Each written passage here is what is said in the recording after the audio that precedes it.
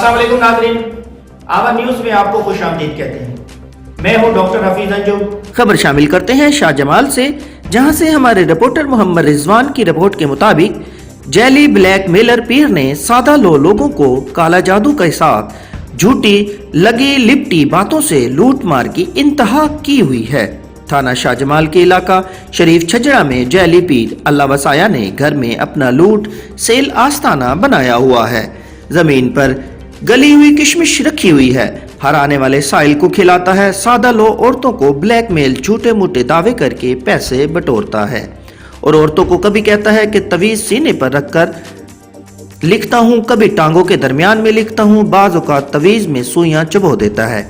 इस जैली पीर अल्लाह वसाया ने इलाके में कोहराम मचा रखा है।